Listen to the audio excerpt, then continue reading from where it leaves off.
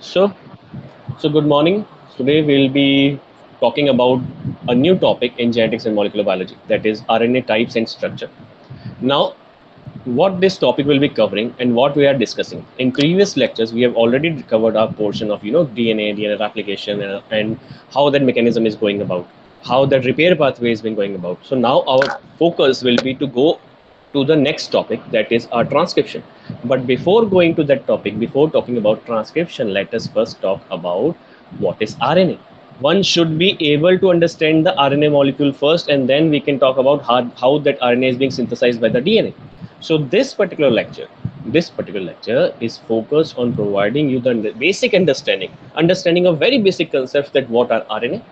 You should be well versed that what are the bonds that are being formed when an RNA polymerization is taking place, how DNA can act as a template for synthesizing the RNA molecule, what type of RNA molecules are present in our cell, what type of RNA molecules, how many type of RNA molecules are present inside a cell. Then, after knowing that what type of RNA molecules are present, one should be able to understand that what are the functions of those RNA molecules, how they are essential for our normal cellular responses. So, in nutshell, the main learning objectives of this particular lecture will be to impart you the understanding that what are the structures of those RNA molecules, how many type of RNA molecules are present, and exactly what functions they are performing. So that by the end of the lecture, you should be able to understand that these are the RNA molecules that are mediating the role of transferring the genetic information in terms of expression of proteins.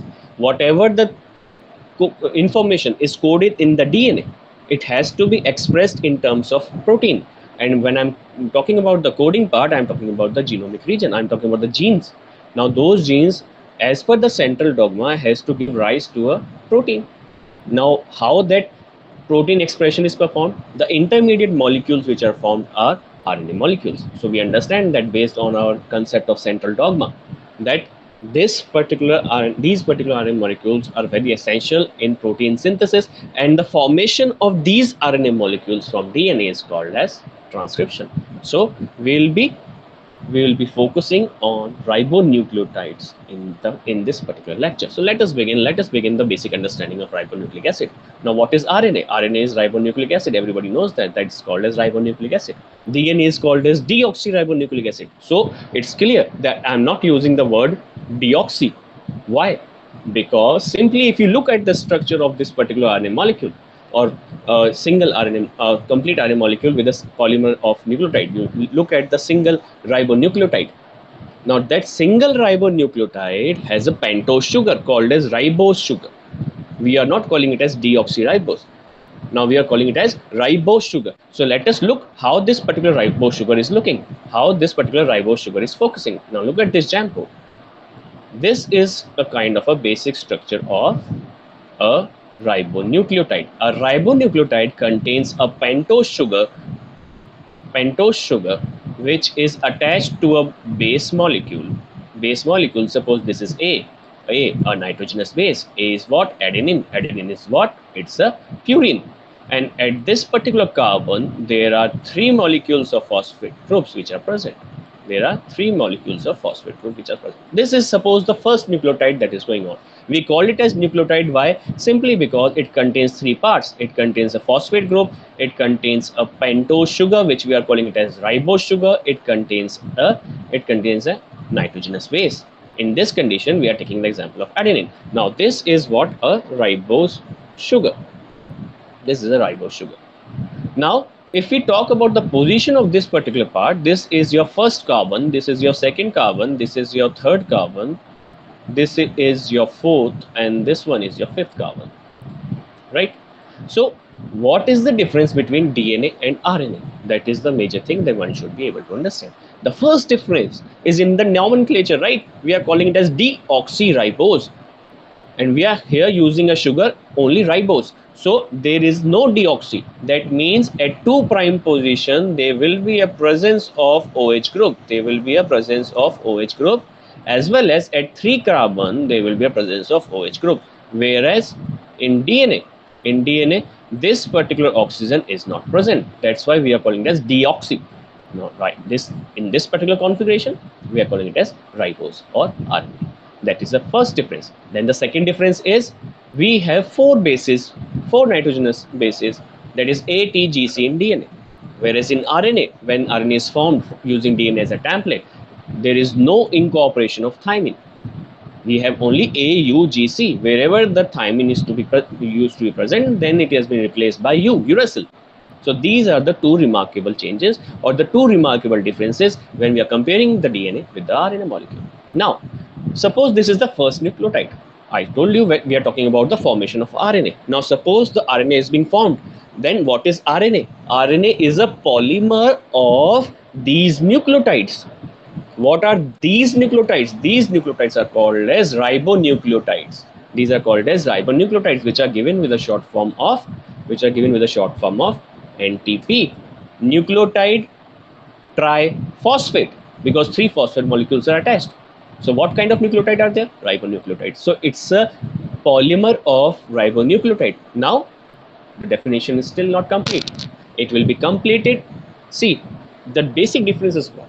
Basic difference is providing the right information in such a manner that the listener is completely convinced that yes, you have the technical understanding of that particular topic. Now let us complete the information. Let us complete the definition. Now suppose this is the first nucleotide and there is another nucleotide which is coming to form a polymer. Polymer is what? Multiple nucleotides will be coming to form a chain. Now suppose there is another base, that is G. So it is a guanosine nucleotide, and then here there is a carbon, and there are three phosphate groups of this particular nucleotide. Fine. So this is again 5' position of carbon, 5' carbon. Now how this will bind? How this will bind? This particular OH group of 3' of the existing nucleotide will be binding with the phosphate group of the 5' carbon of the incoming nucleotide. Thereby a bond is formed between this particular position and this particular phosphate group, and there is a release of two phosphate molecules which are removed. So there is a bond. Now you see that you have managed to form a bond between A and this is a bond which you have formed and a G. Now next might be T, then again that form will be formed, and so on. The length continues and the chain grows. Now what is this bond? What is this bond? This bond is called as phosphodiester bond. Why? Because a phosphate molecule is there. Phosphate, that means an acid, and then is an OH group. Then there's an ester bond. This is called as phosphodiester bond. In what, amongst what carbon that this particular phosphodiester bond is being formed? It is being formed between 3' carbon, 3' OH of the existing nucleotide and the 5' of the phosphate of the incoming nucleotide. So this particular bond is 3', 5' phosphodiester linkage or phosphodiester bond. So how will you, so now based on this understanding, how will you define RNA?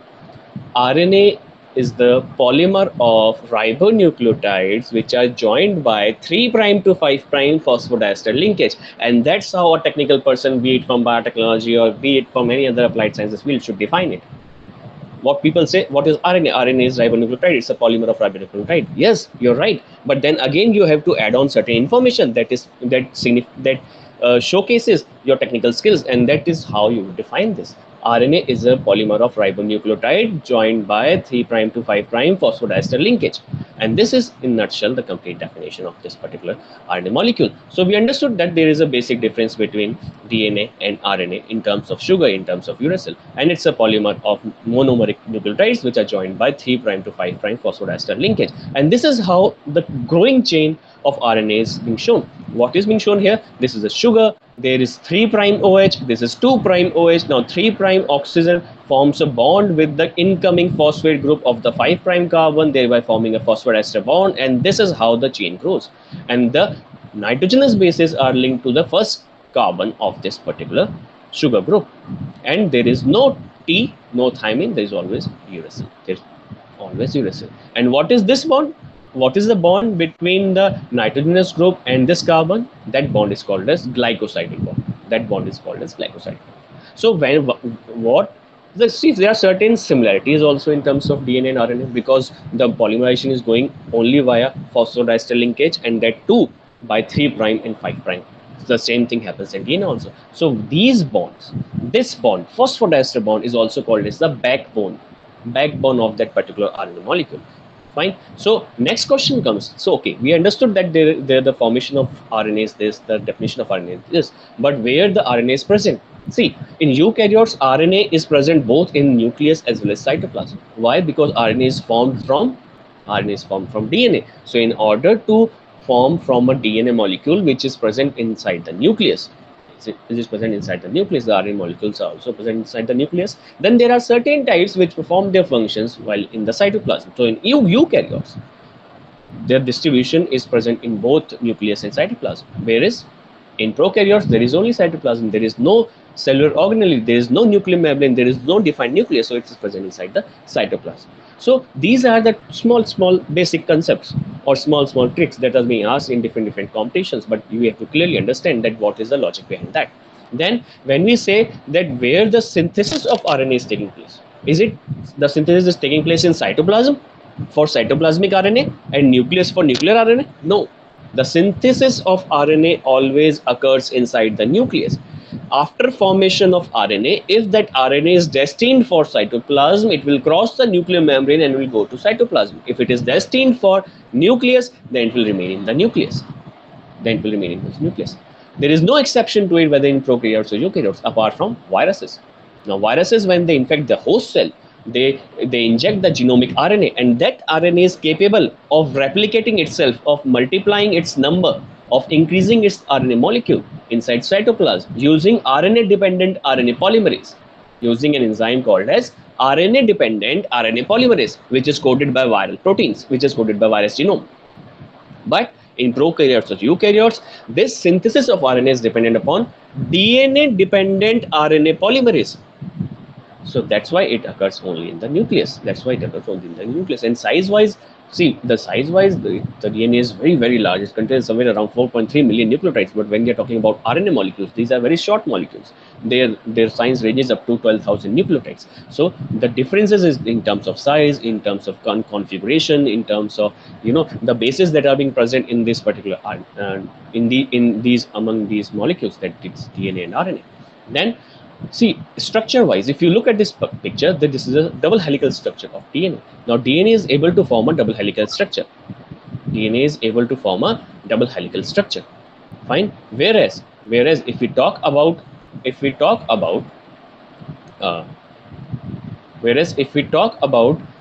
RNA molecule, now this RNA molecule, when we are talking about this thing, it remains as single strand. Two RNA molecules are not combining to give you a helical appearance or to give you a double-stranded appearance. So that is again a basic difference, that it does not form any kind of double-stranded structure. Fine. Then thymine is absent, and we have seen that there is no formation, although there is no formation of double-strand RNA molecule. But if there is a DNA molecule, a complementary RNA molecule can go and form a hybrid molecule. And this hybrid molecule is called as RNA-DNA hybrid. So in terms of double-stranded, it can form complementary bond. Being complementary, it can form bonds with the parent or the template complementary DNA. But alone, it cannot form any kind of double-stranded structure. It remains in a single-stranded structure. So see, this property, when we are aware of this property, that yes, RNA molecule can go and bind to its complementary strand of DNA, forming a double-stranded structure called as DNA-RNA hybrid, which is relatively very stable. The only condition is that this particular DNA should be in single-stranded form. And this concept is utilized in certain kind of diagnosis, in many kinds of assays, be it chromatin assay, be it chip assay, be it inflorescence hybridization or fluorescence in situ hybridization, FISH. That is the concept that is being followed. Fine. So this is the difference in terms of when we are talking about the structure of RNA. That is the difference. Then apart from this, what are there? We have studied the complete structure, how it is formed, what is the 3' OH group, what is the 5' phosphate group, how that particular backbone is being formed. Then let's talk about a critical part, that is nitrogenous base. Now there are two types of nitrogenous bases, as there was in the case of the DNA. What are those? pyrimidines and purines. Pyrimidines and purines. So when we look at this particular structure, these are purines, these are pyrimidines. Purines are what? The double aromatic ring structure called as adenine and guanine, whereas the pyrimidines which are present in RNA are uracil and cytosine. And if you see, the only difference between uracil and cytosine is in terms of the keto and the amine group which is attached here. So structurally they are almost same. But there is a difference in terms of the groups or the functional groups that are being attached. Right? Then when we are talking about the phosphate group, I showed you in the Jamboard that there are 3 phosphate molecules which are present, and when there is a joining, the 2 molecules are removed, and the first molecule for phosphate is forming a bond with the 3' carbon. And the sugar which we are talking about is ribose sugar. And how it compares to deoxyribose? See, on the second prime carbon, there is an availability of what? A hydroxyl group. There is an availability of hydroxyl group. But when we are talking about deoxyribose at the 2 prime, there is no oxygen. So the question comes, when an incoming nucleotide is approaching, it can form a bond with 3 prime and 2 prime both. But majority of the time, it forms a bond with 3 prime OH, giving rise to a stable RNA molecule. And same happens in case of DNA. So based on this very basic understanding that how RNA molecule is looking, what is the structure of RNA molecule, let us now focus on how many types of RNA are there. So we are already aware, it's very common that there are 3 types of RNA molecule that we talk about. It is ribosomal RNA, mRNA, that is messenger RNA, tRNA, that is transfer RNA. Apart from this, there are multiple RNAs that are present, that is small nuclear RNA.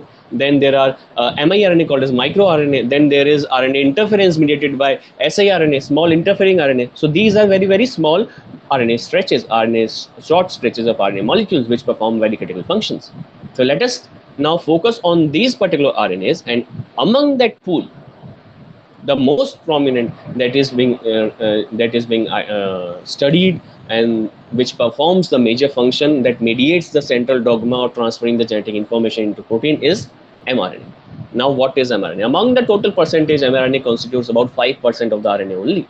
If you are talking that the RNA percentage is 100%, then the relative distribution is up to 5% of mRNA, up to 10 to 15% of tRNA, and up to 80% of your ribosomal RNA, that we'll see in subsequent slides. So when we are talking about mRNA, what is mRNA? It's a stretch of ribonucleotides, a polymer of ribonucleotides, which constitutes of 5% of the cell.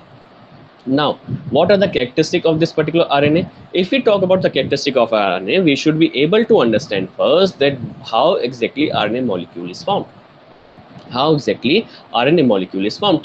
So let's look at this particular structure itself. Now, this is a mRNA molecule which is formed from a DNA sequence.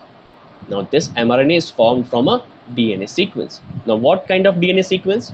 Is it a coding sequence? It is a gene sequence, or it's a non-coding intronic section? So in eukaryotes, it is formed from gene which contains both exons and introns. Whereas in prokaryotes, it is again formed from a gene which does not contain any kind of intronic region. So in that scenario, it's a polycistronic mRNA. Whereas in eukaryotes, it's a mixture of exons and introns. So it requires further processing. Now, first let us look at the basic structure of RNA. What are the modifications that happens inside? So once this RNA molecules has been synthesized from the DNA, you see this is the 5' region, this is a 3' region. Fine. And this AUG marks the starting codon of a gene.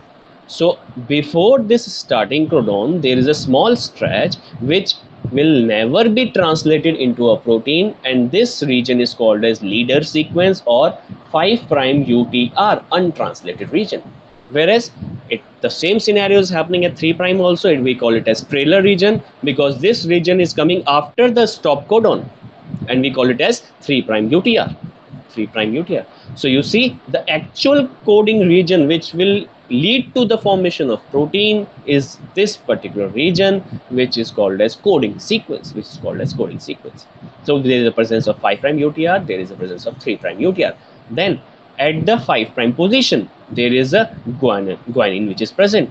There is a guanine which is present. So at that particular G, there is an addition of methyl group. There is an addition of methyl group at 7th position.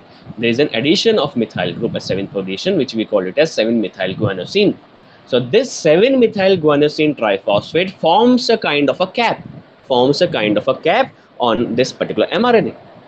And apart from this cap, the other modification that is present is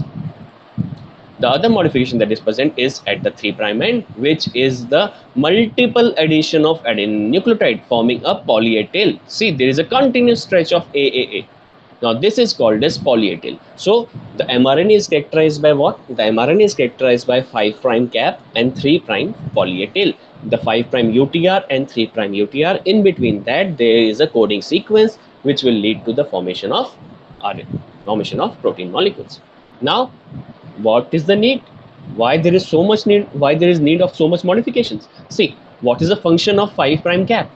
When this is a property of our cell. See, whenever there is a single strand of nucleic acid, it is prone to degradation. It is prone to degradation by the proteins or the enzymes which are present inside the cell, called as exonuclease. Now there are two types of exonuclease. One which can recognize the 5 prime end and can degrade the mRNA molecule from this direction, from 5 prime to 3 prime. Whereas there are other type of exonucleases which can recognize the 3 prime end, and then they can cleave this RNA molecule from 3 prime to 5 prime. So the first function of this cap is to prevent the degradation of mRNA, thereby providing the stability. Whereas the second function is when the ribosomes will be coming to bind to this RNA for protein synthesis, this cap acts as an adapter molecule for binding of this particular RNA, for binding of that particular ribosome. Fine. So this is the main function. These are the main functions of these two modifications that we have discussed. That it protects from 5 prime exonuclease, it protects from 3 prime exonuclease. Okay. So next is what is the function of this coding sequence? How this coding sequence is formed? See, when we are talking about a eukaryotic mRNA. When we are talking about the eukaryotic mRNA, now that eukaryotic mRNA in itself, how it is formed, let us see. This eukaryotic mRNA, suppose we have a double-stranded DNA. This is our starting codon. And this is our stop codon. Now, in between this, there are 2 exons which are present, 2 exons, and between 2 exons there is an intronic region which will not code for anything. Now, from this template, there is a formation of mRNA. And here we have a poly-A tail, multiple residues of poly-A tail. We have a cap here. Fine. Now, this particular region will contain exon, intron, and exon also.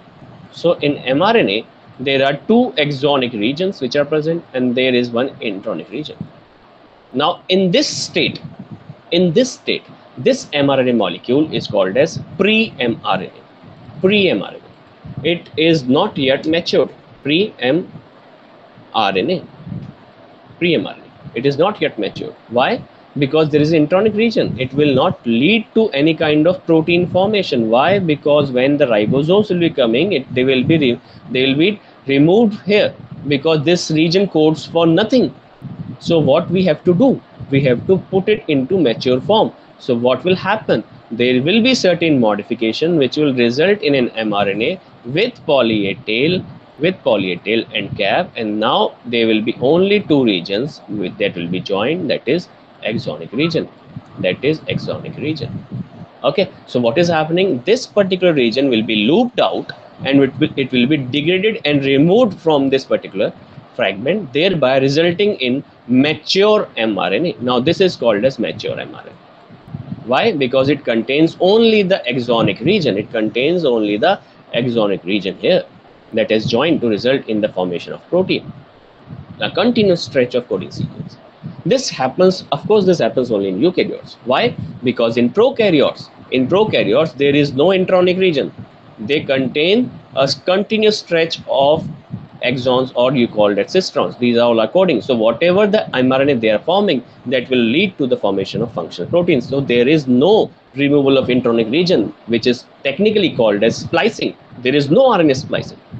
So that is a thing that one should be able to understand. That is a thing that one should be able to understand, that there is no splicing in prokaryotes, and in eukaryotes there is first formation of pre-mRNA, which is further processed to give rise to a mature mRNA.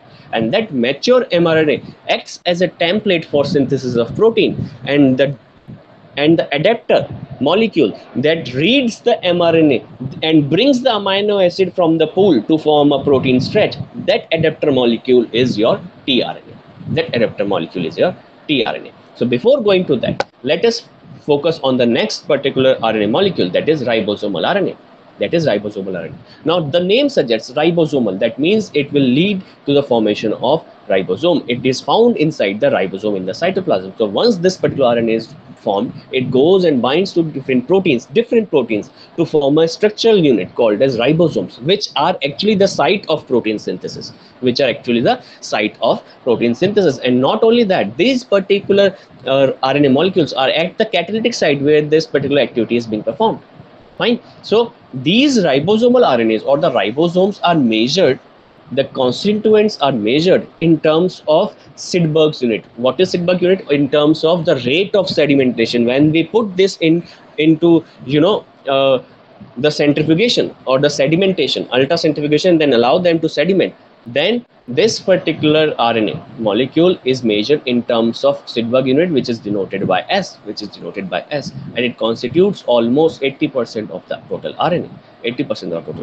Now, in prokaryotes and eukaryotes, the ribosomes are different. How? Let us see here structurally.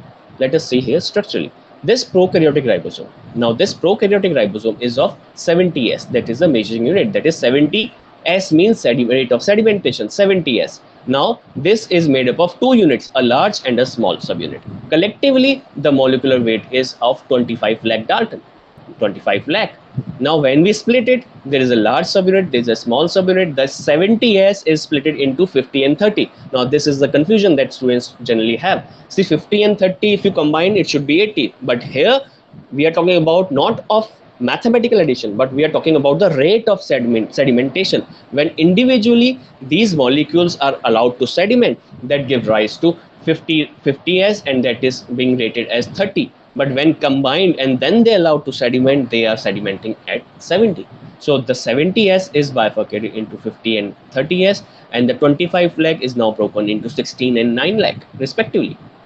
Now when we talk about the large subunit, what is there in this particular dome? What is there in this particular large subunit? Now there will be ribosomal RNA and proteins. So there are 34 different kind of proteins. And what are the RNA molecules? There are two types of ribosomal RNA molecules, which we called as very small RNA molecule, that is 5S rRNA, 5S ribosomal RNA made up of only 120 nucleotides, and the other larger RNA is 23S ribosomal RNA. 23S ribosomal RNA. Whereas in small subunit, there is only one RNA molecule, that is 16S ribosomal RNA, which is very, very conserved, and you must have seen that whenever there are evolutionary studies that are focusing on phylogenetic examination, which are focusing on those genes which provide the phylogenetic relationship, then this particular RNA molecule, that is 16S RNA, is extensively used in determining the prokaryotic evolution history, prokaryotic phylogenetic studies. So this is the complete structure of this ribosome and rRNA in prokaryotes. Then what is the difference between eukaryotes? Let us see. Then eukaryotic ribosome is called as 80S. There we were calling it as 70S. Here it is 80S. Now this 80S further bifurcates into 60 and 40. 60S and 40S. The collective molecular weight of the ribosome is 42 lakhs. When it is bifurcated, the large subunit is 28 lakh, whereas the small subunit is 14 lakh. Now in this large subunit, what are the constituents? There are almost 49 different proteins that are present along with 3 types of rRNA molecule in the large subunit. What are those 3 types? One is 5.8s, 5.8s, 160 nucleotide. Another is same conserved as was in prokaryote, that is 5s with 120 nucleotide. So you see in evolution also from prokaryote to eukaryote, there is a molecule which is highly conserved, has not changed, that is 5s ribosomal RNA, and that is 120 nucleotide. Then the largest of the rRNA molecule is 28s, made up of 4700 nucleotides. And in the smaller subunit, we had 16s RNA in prokaryote, whereas in eukaryote, we have 18s RNA. And when we talk about eukaryotic evolutionary history, eukaryotic phylogenetic trait, then this 18s ribosomal RNA mediated sequencing is extensively used for this particular for these particular formation of ribosomal RNA, and is extensively used for studying the phylogenetic relationship. So what in nutshell the summary of ribosomal RNA? We have prokaryote, we have eukaryote. We have prokaryote 70s. 70s is bifurcated into 50s and 30s. In 50s, we have 2 RNA molecules, that is 5s and 23s. And here in small molecule, small subunit, we have 16s. Whereas when we are talking about eukaryote, this particular eukaryote, we have 60s and 40s. This 60s has 3 RNA molecules, that is 5.8, 5s, and 28s, whereas small has 18s. So that is the complete bifurcation of ribosomal RNA. That is the complete bifurcation of ribosomal RNA. Then let us focus on tRNA. Let us now focus on tRNA. We had already discussed 2 forms, that is mRNA and rRNA. Now we are focusing on another very crucial type of RNA, that is tRNA. tRNA is called as transfer RNA. Why the word transfer? Why there was a need to call it as transfer? Because of its function, what it performs, what it is doing. We have a template mRNA. We have amino acids in the cytoplasm. The genetic information is coded on mRNA. I have to design a certain molecule that will read this mRNA, that will read what is written on this mRNA, and sequentially it will bring one amino acid to the place, and next and next and so on. Sequentially it will give rise to the formation of that particular protein. Sequentially it should give rise to the formation of that particular protein, right? So who performs this function? Who brings the amino acid? And that molecule is called as tRNA. That's why the term coined as transfer RNA. And this transfer RNA is made up, tRNA is made up of 74 to 95 nucleotide, and it constitutes to 10 to 15% of the total RNA that is present inside the cell. And this is the form which is actually called as soluble RNA, because it is present inside the cytoplasm also. It is a kind of a soluble form of RNA. And since it is reading this particular mRNA molecule, so it is also called as adapter molecule, which is acting as an adapter for mRNA, thereby providing the information which is stored in mRNA to the protein expression, So although so how many type of tRNA should be present inside the cell? The question is, how many type of tRNA molecules should be present inside the cell? See, we have 20 amino acid, so minimum of 20 tRNA should be present, but eventually it comes to 31 to 32 tRNA molecules that are present inside the cell. Then let us look at the structure. See, clearly there should be no confusion. There is a DNA molecule, there is a DNA molecule from which the RNA is formed. Whether this RNA is mRNA, whether this RNA is ribosomal RNA, whether this RNA is tRNA, all these 3 will be found from the DNA molecule itself. Likewise, similarly, this tRNA is formed from DNA, and when it is formed, it's a kind of a linear chain. But after being formed, it changes the shape from linear to a semi-double-stranded kind of structure. Why semi? See, there is a representation in front of you which is representing the structure of tRNA. This is the structure of tRNA. This structure is called as clover leaf model. Why it is folded in this manner? First of all, let us see this structure in detail. Here there is a 5' end. Here there is a 5' end, and the chain continues, went in the direction, made certain loops, and then ended here at 3'. So initially it was a straight line, a linear strand which had a 5 prime and had a 3 prime. Somehow it folded to give a clover leaf like structure. Why? How? See, there are stretches of complementary between this strand. There are stretches of complementary between this strand. How it is being performed? Let me just show you via Jamboard, then it will be much more clear to you. Now, suppose there is a single strand which is formed, and we have 5 prime here, and we have 3 prime here. We have 3 prime here. Suppose it's a strand. I am having a fevistick, a glue. I have a glue. What I did in this thread, suppose this is a thread. In this thread, I put a glue here.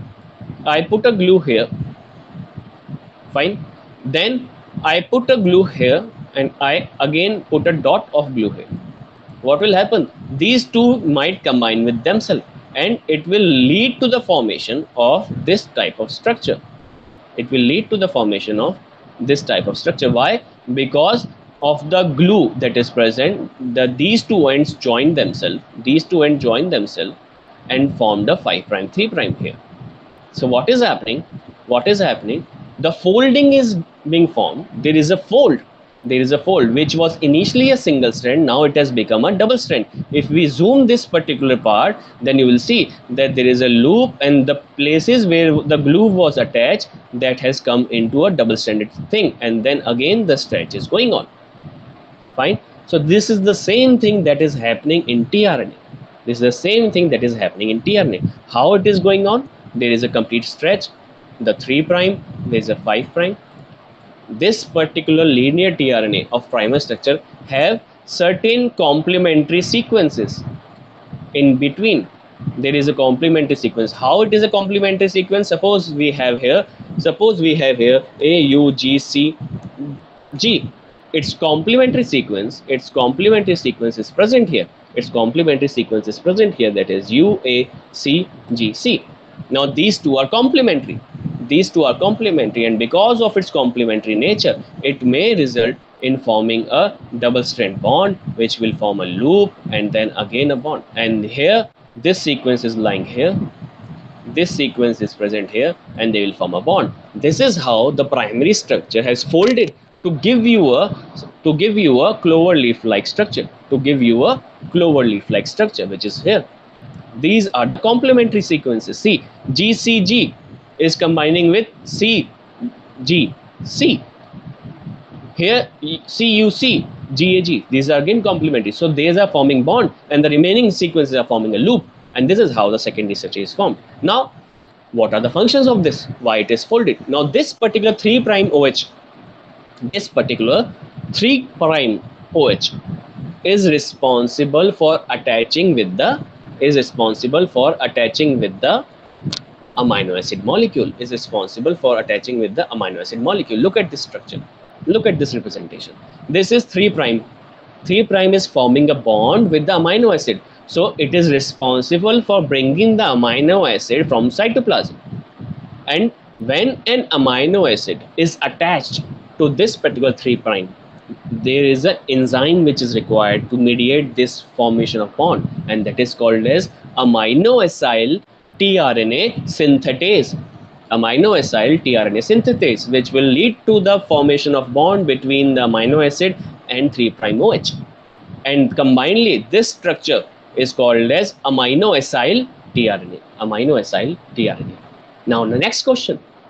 Who decides out of 20 amino acid which amino acid should be bought here?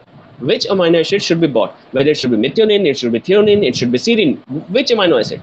Now, that is the function of this arm called as anticodon arm. This arm will read the mRNA. What is the triplet codon? A codon made up of 3 nucleotides. What is written here? We are saying that suppose it is written AUG. Suppose it is written AUG. That AUG will be read by this anticodon arm, and it will signal that it is written AUG. Now you have to bring methionine, and that's how the complete genetic code works that we had discussed. That's how the complete genetic code works. The anticodon arm is reading the genetic code, a single codon. It is thereby bringing the right amino acid of methionine, and that methionine will be binding the complete molecule will be binding in a ribosome unit and thereby leading to the formation of complete strand of protein, complete protein strand, polypeptide, that you will see in detail when we will be discussing regarding translation. So that is the function of your codon arm. But what about the other arms? Now this arm, this particular arm, what we are talking about, this particular arm is called as acceptor arm. This is called as anticodon. This we called as D loop, and this we called as T loop. So let us see what are the functions of these arms. When we are talking about acceptor arm, we have already discussed that it attaches to the amino acid. It attaches to the amino acid, the 3' end. Then in this arm, there are 7 complementary base pairs, and always remember that the end sequence which is present here, the end sequence which is present at the 3' end is always CCA, and it is conserved. No matter what type of tRNA we are talking about, the terminus end of 3' will always contain CCA, and this A, that is adenine, is responsible for forming a bond with the amino acid. Fine, and there are 7 complementary bases that are being present here, and that's been narrated here, that what it is called, and that is called as amino acid tRNA. Fine.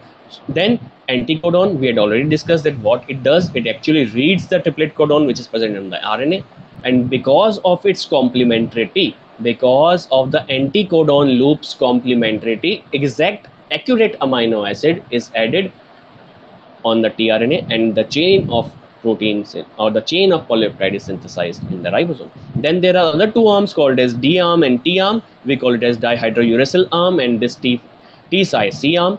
These both have specific functions. This DHU arm, actually, it brings the enzyme that is required for the attachment of amino acid to that particular acceptor arm. We are talking about this. The amino acid is bought here.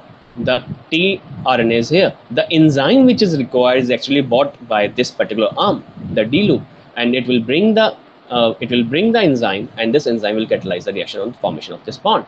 Then there is T-side-C arm. Now this is exactly opposite to the DHU arm. It contains pseudo-uridine residues. That's why we call it as T-side-C arm. And it is involved in a structure providing the binding to the ribosome when the complete translation process is going on. That tRNA has to bind to that particular active site of the ribosome. That binding is initiated by this particular arm. The binding is initiated by this particular arm. Fine. Then let us discuss about the tertiary structure. Now, why I incorporated this information for you? See, we already know the primary structure. It is folded to give rise to a clover leaf-like model, right?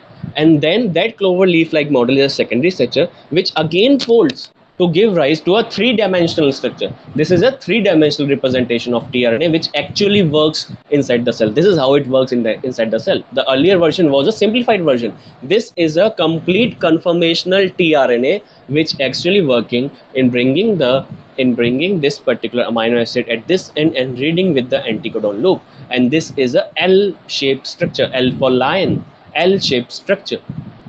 And that's why the tertiary structure of tRNA resembles an L-shaped structure. Then, apart from these 3 classical, I told you there are multiple RNA molecules. Now, let us have a glimpse of these RNA molecules. The one is small nuclear RNA. Now, this small nuclear RNA, then when we had discussed that there is a requirement of removing intron from a polycystic exon. This is pre-mRNA. We had discussed this in terms of eukaryotes, that this pre-mRNA goes for processing and leads to a mature mRNA, which contains only exons. So there is a removal of intron, and this removal of intron is called as splicing, and the protein machinery that performs this removal is called as spliceosome. So these small nuclear RNA molecules binds to different proteins and results in the formation of spliceosome, which is very much required in forming a mature RNA, and removing the intronic interspersed region sequence. So that is the function of small nuclear RNA. Then there is another category called as microRNA, miRNA. What are these microRNA? These are very short non-coding RNA molecules. Please remember, miRNA does not code for any protein. No, it's a short stretch of RNA molecule which is not coding for any kind of protein, but it is ubiquitous. It is present in all type of living organisms. It is present in all type of living organism, and you will see in the literature. If you read the literature, people have shown, the scientific intellect and the researchers has shown that these miRNA molecules are performing very major function in regulating plethora of genes. It's a regulatory RNA which performs the function of regulating the gene expression. It can regulate the gene expression of any kind of protein, any kind of gene. The rate of expression can be modulated. Fine. So that's what I have seen shown here, that what happens whenever there is a DNA, there is a RNA which is being formed, and RNA is leading to the formation of protein. But there are miRNA molecules which are very short stretch of RNA molecules that can act as regulator. They can inhibit the translation process. The mRNA will be formed, but there will be no protein product. There will be no protein product. So these single strand RNA molecules exert their regulatory effect by preventing the translation of protein. And they are being implicated in terms of cancer. They are implicated in terms of impaired autophagy, impaired apoptosis. There are multiple cellular processes which are being shown to be aberrant if this miRNA expression is high. And these miRNA is also being used as a investigating the therapeutic module, whether we can use this miRNA to as a therapeutic tool in curbing certain diseases, in curbing or mitigating certain disorders. Fine. Then there is a last category called as siRNA. Now this siRNA term is formed from small interfering RNA. That's why Si. Now you can see it's a small, that means a short stretch. Interfering, it must be interfering in something. It must be interfering in something. What it is interfering in? It is interfering in the expression of a gene. It is interfering in the expression of a gene. As a matter of fact, siRNA is responsible for gene silencing, for knocking down of a gene. How it is done? See, what is happening? Initially, a double-strand RNA molecule is formed, the siRNA pathway. Then there is an enzyme called as dicer, which cleaves this double-stranded RNA into small stretches. Then this double-strand RNA molecule, which is cleaved, binds to multiple proteomic complexes called as RNA-induced silencing complex, RISC, which we called as DROSHA dicer molecules. And this particular RNA silencing molecule leads to the binds to the mRNA, which is responsible for the formation of protein.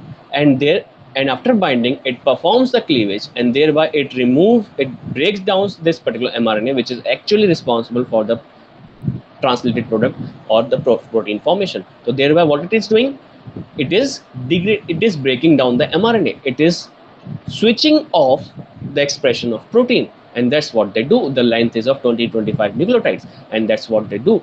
Both miRNA and siRNA, they are being recognized from past 2 decades. Their huge investigation is going on in this particular area, and they have been continuously being explored for being a putative target for multiple drugs. That if by a drug we can inhibit this particular miRNA or siRNA, we can go for a therapeutic module. We can cure a particular disease. We can provide a putative treatment therapy, because these siRNA molecules are responsible for impairment. If we can inhibit this siRNA molecule, we can rectify the impairment. And in the other hand, people have shown that these miRNA molecules are also responsible for certain proper cellular processes, the normal cellular metabolism also. So there are 2 lines of defenses. There is dual-edged sword that we are talking about. Fine. And in addition, these siRNAs are extensively utilized to develop knockdowns in vivo and in vitro models both. This siRNA molecule is extensively used to create knockdown of certain proteins, knockdown of certain genes, so that in that particular cell the expression is not there. So this is what we have summarized today in the complete lecture, that what are the types of RNA molecules, what are the types of different types of RNA molecules, what is the structure of the RNA molecule. And for your reference, I have given here certain links that will lead you to the literature that one should read if you are interested in this particular topic. If you want to go for in-depth analysis of this particular topic, there are multiple platforms that are provided, the research papers, the books. There are multiple platforms that are showcasing this information in very in-depth detail. Fine. So let us discuss what we have done till now based on certain MCQs, because these MCQs are required to revamp your or recapitulate what you have understanding. Which of the following constitute largest subunit of the ribosome? Which of the following constitute the largest subunit of the ribosome of 60S? Among the 60S in the eukaryote, which was the largest ribosome RNA? Whether it is 28, whether it is 5.8, whether it is 5. Now I leave it up to you. What was that? One should go through this particular PPT and can understand this. Then which of the following RNA molecule is a soluble form? Then we had discussed that out of 3, which was the soluble form, that tRNA. When we are talking about the tRNA, how much percentage it is comprising, whether it is 5, it is 50, it is 15 or 20. What was the percentage of tRNA that we are talking about? When we are talking about at the 5' terminal capping region, we said that yes, at that particular, at the 5' end, there is guanosine, and that guanosine, a methyl group is being added, and it is added at a certain position. What was that position? What was that position? And what was the name of the secondary structure of tRNA? What was the name of that secondary structure of tRNA? Fine. Then let us discuss this 6th question at the last. First, focus on the 7th question. Which among the following is actually can be used for, suppressing the gene expression that we had discussed just right now? Which among these is used for creating knockouts, or I should say knockdowns? Knockout is not a right word. I should say knockdown. Then what is the RNA fragment that we have used? We already know that you can decipher after reading this particular PPT. Then amino acid, when it is attaching to tRNA at the acceptor arm with the adenine residue, what is the 3' that is being there? It is a 3' phosphate, or is it 5' phosphate? Is it 3' OH or 5' OH? And whether that template mRNA, the template mRNA which is read from the adapter molecule, whether it is read by T arm, D arm, acceptor arm or anticodon arm, that you have to tell. Then the last question that we are talking about is how many bands will be observed in agarose gel electrophoresis? Agarose gel electrophoresis, where the separation of RNA molecule is taking place based on its size. How many molecules will be seen, or how many bands will be seen when we are loading pure eukaryotic RNA? So let us see in very short. Let us see in very short how. See, largest subunit of eukaryote is made up of 60S. Largest subunit is called as 60S. It contained 5S, it contained 5.8S, and it contained 20S RNA molecules, ribosomal RNA. Smaller subunit was of 640S, which had only one type, that is 18S rRNA.